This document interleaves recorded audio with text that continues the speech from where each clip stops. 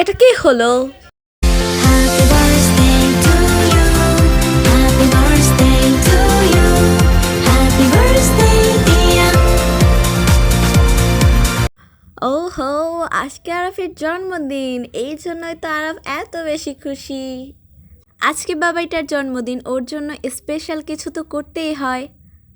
খুব সুন্দর করে ডেকোরেশন করতে হবে। আমি ঝটপট কাজে লেগে গেলাম, সাথে আমার আরও সদস্য আছে যারা আমাকে হেল্প করে দিচ্ছিল।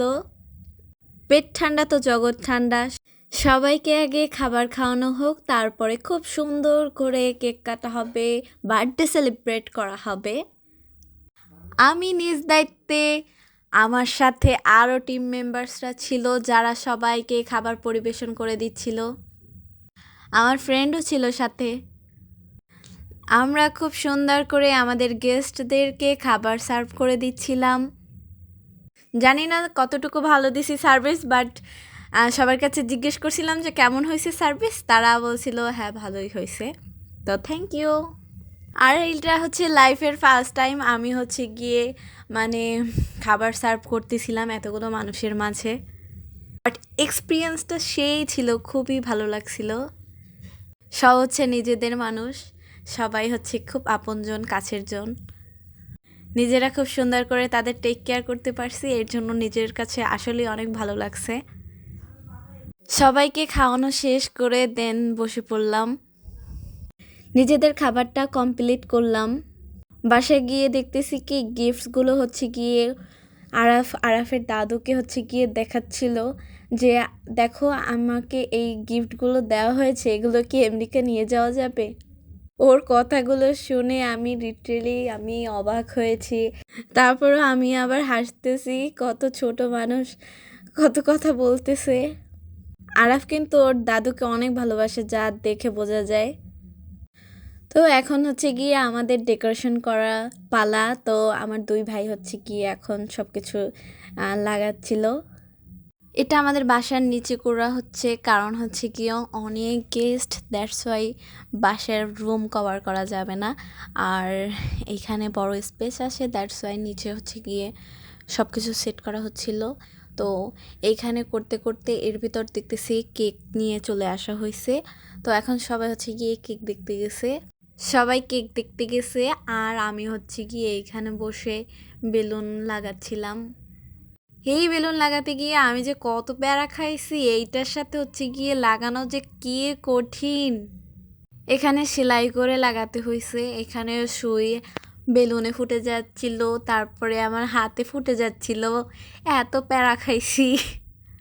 বাট যতই প্যারা খাই না কেন, নিজেদের কাজ নিজেদের করতেই ভালো লাগে, তার মধ্যে আলাদা একটা শান্তি আছে। তাতে যতই কষ্ট হোক, কষ্টের মধ্যেই হচ্ছে কি আনন্দ। সবাই একটু ঘোরাঘুরি করতেছিল, রিল্যাক্স করতেছিল, আর আমি বসে ওইখানে প্যারা খাচ্ছিলাম। তবে গান চলতেছিল, দ্যাটস ওয়াই ভালো লাগতেছিল। ও আর হ্যাঁ, আমাদের ডেকোরেশনটা হচ্ছে গিয়ে একটু নীল, তারপরে লাল, তার কারণ হচ্ছে থিম ছিল blue and red Spiderman colour, that's why ওইটাই সিলেক্ট করা হয়েছিল। দুইটা কেক আনা হয়েছিল, দোনোটা কেকই ছিল Spiderman theme cake. Araf Spiderman খুব পছন্দ করে, খুব লাইক করে, জানি না কেন এত লাইক করে, কিন্তু ওর লাইক করার কারণে ওর স্পাইডারম্যান এর অনেক ড্রেস থেকে শুরু করে ওর মানে শেষ নেই, জুতা, জামা, ব্যাগ, এরকমের অনেক জিনিস আছে স্পাইডারম্যানের। দেখো খুব সুন্দর করে বার্থডে সেলিব্রেট করতেছিলাম। আমাকে আর আমার বাবাইটাকে কেমন লাগতেছে দেখো, কত মানুষ হচ্ছে গিয়ে দেখতেছে। আর একটা ক্লিপ নেওয়ার জন্য আমি যে কত মানুষকে সরাইছি যে যাও একটু দূরে যাও, দাঁড়াও আমাকে এই ভিডিওটা নিতে দাও, একটু নিতে দাও। দেখো আরফ অনেক হ্যাপি হয়ে গেছে, এই বাজিটা দেখে হচ্ছে কি আরফ অনেক হ্যাপি হয়ে গেছে। আরাফের জন্য অনেক অনেক দোয়া রইল, আরাফ অনেক বড় হোক। আমরা সবাই মিলে আরাফের খুব সুন্দর স্পেশাল দিনটাকে আরও সুন্দর করে স্পেশাল করতে পেরেছি, এই জন্য আমরা সবাই অনেক বেশি happy.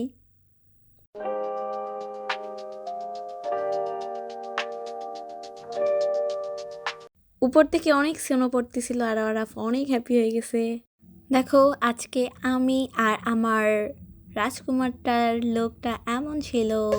Happy birthday happy birthday. Thanks for watching.